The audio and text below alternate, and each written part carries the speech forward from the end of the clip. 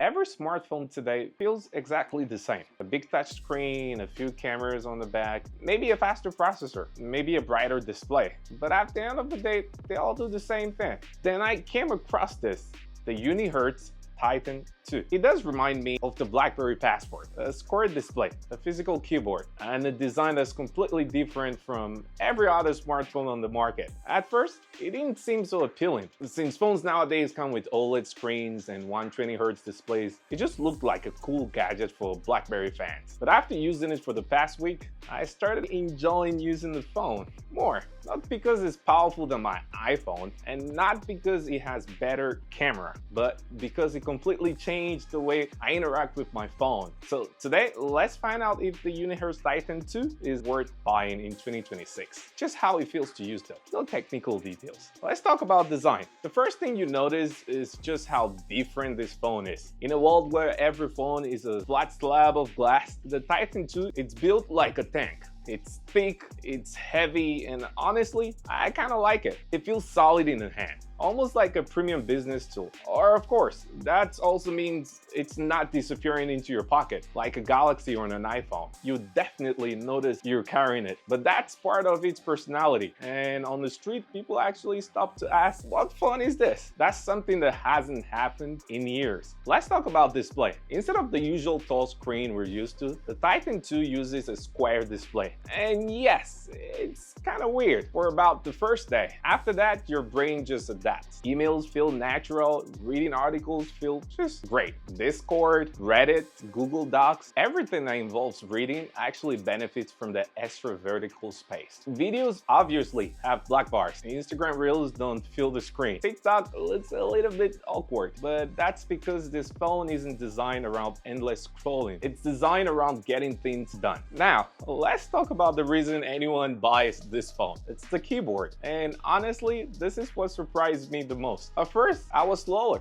than on the touchscreen. I kept hitting the wrong keys, my thumbs needed time to adjust, but after 2 or 3 days, everything clicked. There's something incredibly satisfying about pressing actual keys. Typing emails feels faster and intuitive. Writing longer messages is easier. I found myself replying to people more often because typing simply felt enjoyable again. And it's not just the keys themselves. The keyboard also supports gestures, so you can swipe across it to scroll through web pages or move around text. It's one of those features that sound gimmicky until you actually start using it. And now, yes, I do miss it whenever I pick up another phone. How about general performance? Inside the Titan 2, there's a MediaTek Dimensity processor paired with a 12GB RAM. On paper, it's not trying to compete with flagship processor, but honestly, it doesn't need to. Everything I normally do feels smooth. Switching between multiple apps, watching YouTube, checking Gmail, browsing Chrome, navigation, messaging. I never felt like I was waiting for the phone. Now, if you're buying this phone to play demanding games all day, this probably isn't the right phone. But if your phone is mainly a productivity tool, performance wouldn't be something you complain about. The cameras,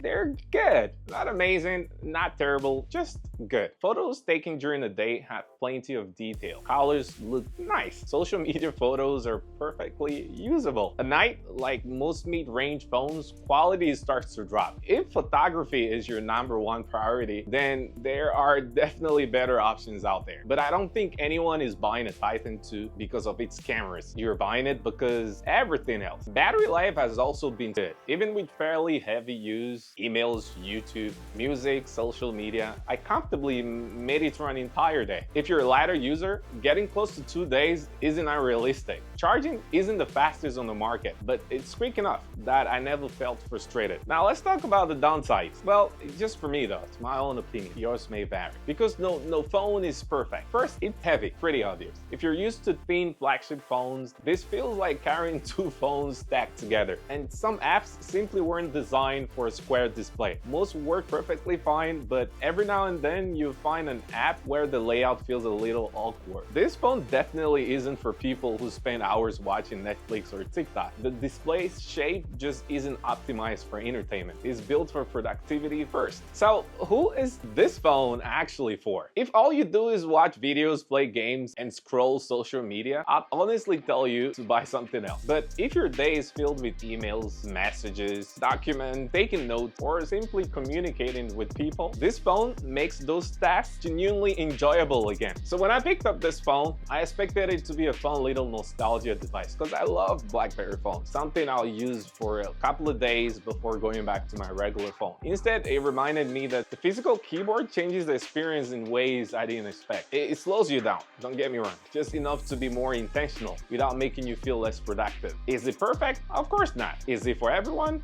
Definitely not. But if you've ever missed the days of BlackBerry, or you're simply tired of every phone feeling identical, the Unihertz Titan 2 offers something genuinely different. And in today's smartphone market, being different might just be its biggest strength. Hey, if you enjoyed this video, don't forget to give this video a thumbs up and comment your thoughts down below. I'd love to chat. Thanks for watching, and I'll see you on the next video.